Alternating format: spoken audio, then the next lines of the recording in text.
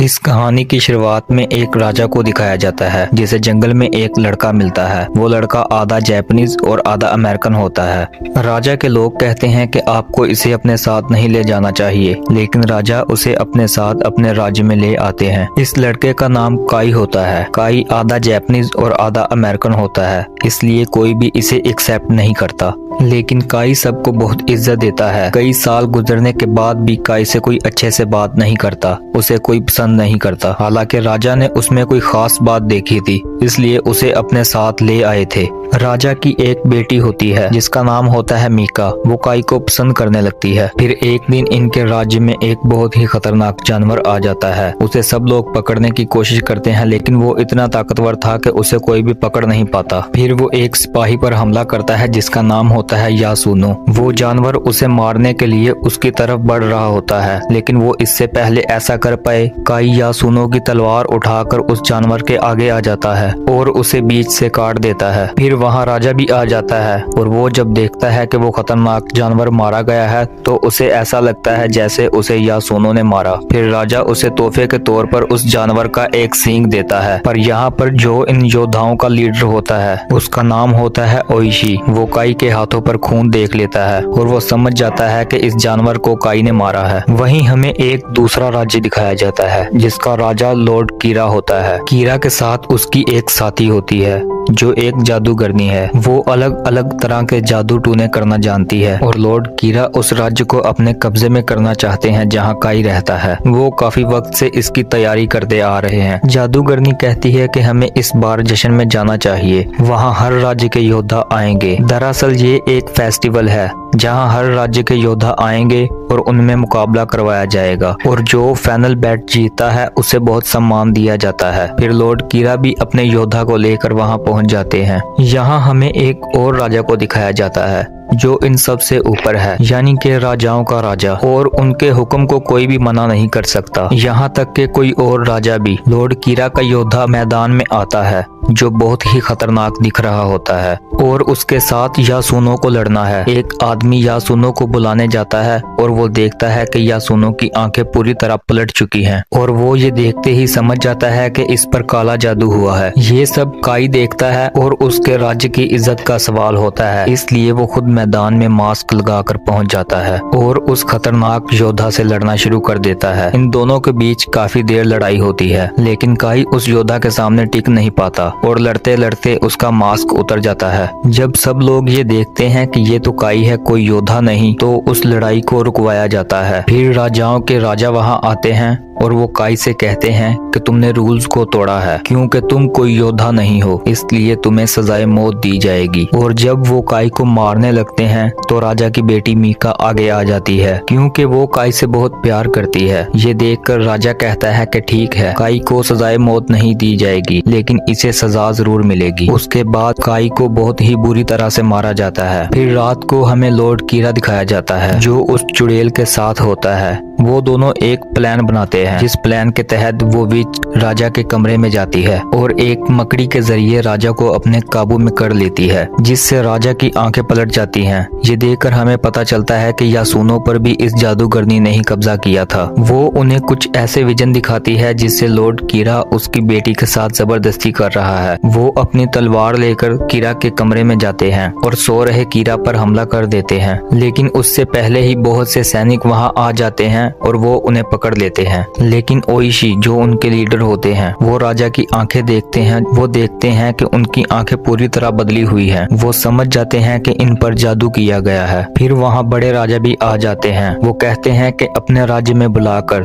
तुमने लॉर्ड कीरा पर हमला किया, ये सही नहीं है। वो कहते हैं कि चाहे तुम राजा हो, लेकिन हम सब के साथ इंसाफ करते हैं। वो उन्हें खुद अपनी जान लेने का मौका देते हैं कि तुम अपनी जान खुद लो। दरअसल यहाँ अपनी जान खुद लेना एक सम्मान की बात समझा जाता है। अब राजा के पास अपनी बेगुनाही साबित करने के लिए कोई भी सबूत नहीं है, इसलिए वो तय करते हैं कि वो अपनी जान खुद लेंगे और फिर अगली सुबह वो अपनी जान ले लेते हैं। इससे उन्हें एक सम्मान की मौत मिलती है, लेकिन इस सब से उनकी बेटी मीका बिल्कुल टूट जाती है। फिर वहाँ बड़ा राजा ऐलान करता है कि आज से ये राज्य लॉर्ड कीरा का होगा। आज से इस राज्य में लॉर्ड कीरा की हुकूमत होगी और वो मीका को 1 साल का वक्त देते हैं ताकि वो अपने बाप की मौत मौत का गम मना सके और उसके बाद उसे लॉर्ड कीरा से शादी करनी होगी। लॉर्ड कीरा का प्लान पूरी तरह कामयाब हो चुका था और वो राजा के जाने के बाद जितने भी राजा के खास आदमी होते हैं, जिनमें ओइशी भी होता है, वो उन सब को कैद करवा देता है और काई को भी दूसरे शहर कैदी बनाकर बेच दिया जाता है। अब 1 साल बाद का वक्त दिखाया जाता है, जहां हम देखते हैं कि ओइशी की सजा पूरी हो चुकी है। उसे काल कोठरी से निकाला जाता है, जिसके बाद उसका बेटा उसे घर ले जाता है। लेकिन अब किसी भी कीमत पर ओइशी लॉर्ड कीरा से बदला लेना चाहता है। वो अपने राज्य को आजाद करवाना चाहता है। वो अपने बेटे से कहता है कि हमारे बाकी साथी कहाँ हैं? वो कहता है कि वो जंगलों में जाकर छुप गए हैं। ओइशी अपने बेटे से कहता है कि उन्हें जाकर कहो कि उनके लीडर ने उन्हें बुलाया है। उसका बेटा उनके पास चला जाता है और ओइशी खुद उस शहर में जाता है जहां उन्होंने काई को बेचा था। असल में ये बहुत ही खतरनाक आइलैंड होता है, जहां किसी में इंसानियत नहीं होती। वहां एक आदमी एक दानव से लड़ रहा होता है और वो आदमी उस दानव को मार देता है और ये आदमी कोई और नहीं बल्कि काई होता है। फिर ओइशी काई से खुद लड़ने जाता है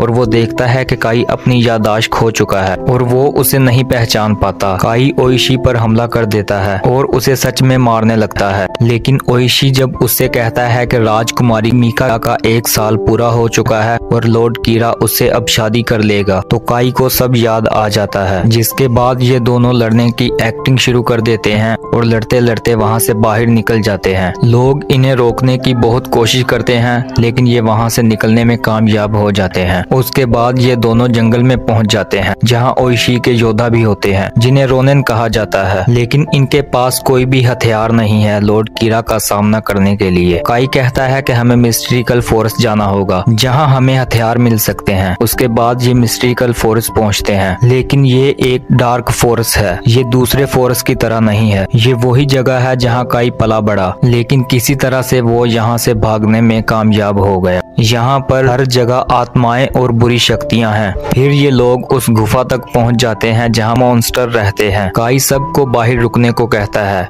और ओइशी को अपने साथ ले जाता है। थोड़ा दूर जाने के बाद वो ओइशी को कहता है कि तुम्हें यहाँ रुकना होगा और चाहे जो भी हो जाए तुम अपनी तलवार मत निकालना। फिर वो खुद आगे बढ़ जाता है। वहाँ बहुत से लोग होते हैं जो झुके होते हैं और एक जगह जाकर काई रुक जाता है। फिर उसके सामने एक आदमी आता है जिसका चेहरा बहुत ही डरावना होता है। वो काई से कहता है कि तुम वापस आ गए, मैं जानता था तुम एक दिन वापस जरूर आओगे। काई कहता है कि मैं यहाँ हथियार लेने, तलवार लेने आया हूँ। वो आदमी कहता है तलवार तुम्हारे सामने है, तुम ले सकते हो। वहीं हमें गुफा के बाहर दिखाया जाता है। यासुनो कहता है कि वो काफी देर से बाहर नहीं आए, इसलिए वो अपने सिपाहियों को लेकर अंदर चला जाता है। वहाँ ओइशी होता है। ओइशी कहता है कि तुम लोग अंदर क्यों आए? वो झुके हुए लोग जो हिलना शुरू हो जाते हैं। ये देखकर यासुनो अपनी तलवार निकाल लेता है और वो सब के सब उठ जाते हैं और इन पर हमला कर देते हैं। वो अपनी शक्तियों से ओइशी के सिपाहियों को मारने लग जाते हैं। ओइशी के कानों में एक आवाज बार बार आती है, अपनी तलवार निकालो और अपने साथियों को बचाओ।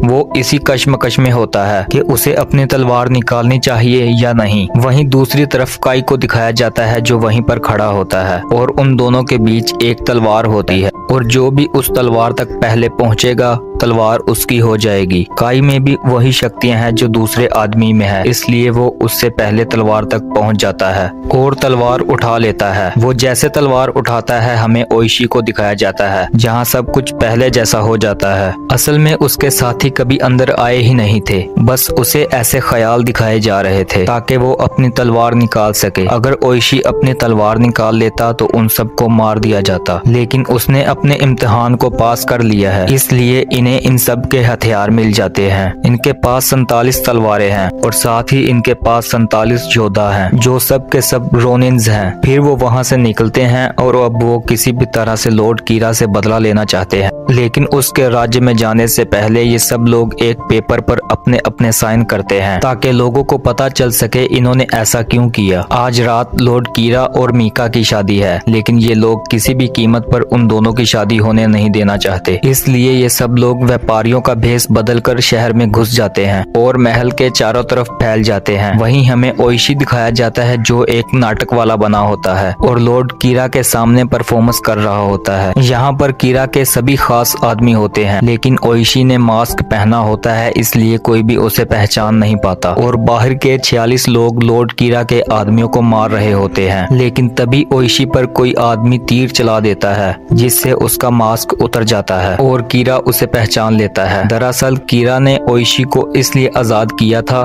कि उसे लगता था कि अब ओइशी उससे बदला नहीं ले सकता। अब जब कि वो ओइशी को अपनी आंखों के सामने देख लेता है तो वो अपनी सेना को उन्हें मारने का हुक्म देता है। लेकिन तब तक बाहर वाले 46 लोग उनके बहुत से आदमियों को मार चुके होते हैं। फिर वो बाकी लोगों पर भी हमला कर देते हैं और यहाँ पर बहुत बड़ी जंग शुरू हो जाती है। उसके बाद काई मीका के पास पहुँचता है और उसे अपने गले से लगा लेता है और बोलता है कि अब हमें कोई भी जुदा नहीं कर सकता, मैं कीरा से हर जुल्म का बदला लूंगा। फिर वहाँ वो जादूगरनी आ जाती है अपने असली रूप में, जो कि एक ड्रैगन का होता है। वो काई पर हमला कर देती है। काई एक बहुत ही अच्छा तलवारबाज है और साथ ही उसमें शक्तियाँ भी हैं, इसलिए वो उसका डट कर सामना करता है और काफी देर लड़ने के बाद वो उस ड्रैगन को, उस चुड़ैल को भी नीचे गिरा देता है और उसे मार देता है। फिर हमें ओइशी दिखाया जाता है जो लॉर्ड कीरा से लड़ रहा होता है और उसे अपने काबू में कर लेता है और बोलता है कि मैंने तुमसे कहा था मैं एक दिन बदला लेने जरूर आऊंगा। फिर वो उसे भी मार देता है। अब जब के लॉर्ड कीरा का राज्य खत्म हो चुका है और उसके सारे सैनिक मारे गए हैं, इसलिए वो भी अपनी तलवारें डाल देते हैं और इस तरह से 47 रोनेन्स अपना बदला लेते हैं। फिर वहाँ राजा आता है और वो बोलता है कि मैंने मना भी किया था, कोई भी बदला नहीं लेगा, किसी भी तरह की जंग नहीं होगी, लेकिन तुम लोगों ने मेरा हुक्म नहीं माना और तुमने बदला लिया, इसलिए वो इन्हें भी राजा वाली सजा देता है, यानी कि तुम अपनी जान खुद लो और इज्जत की मौत मरो, वरना तुम्हें फांसी दी जाए। राजा ने ऐसा इसलिए बोला था क्योंकि वो जान चुका था कि लॉर्ड कीरा ने गलत किया और इन्होंने अपना बदला लेकर सही किया, लेकिन इन्हें मरना होगा क्योंकि इन्होंने राजा का फरमान नहीं माना। फिर वो सब लोग सफेद कपड़े पहनकर बैठ जाते हैं जहाँ पर इन 47 लोगों को अपनी जान देनी है, जो कि एक इज्जत की बात है और इसे हमेशा याद रखा जाएगा कि इन लोगों ने एक जालिम राजा से एक राज्य को बचाया। इससे पहले कि वो अपनी जान लेते, राजा ओइशी के बेटे को वहाँ से उठा देता है और उसे अपनी जान लेने से मना कर देता है। वो कहता है कि मैं चाहता हूँ कि ओइशी का कोई ना कोई फर्जंद जिंदा रहे। इसके बाद ये 46 रोनेन्स अपनी जान लेकर इज्जत की मौत मरते हैं और ये देखकर मीका रोने लगती है और यहीं पर ये कहानी खत्म होती है। उम्मीद करता हूँ कि आपको ये कहानी पसंद आई होगी। Thank you for watching.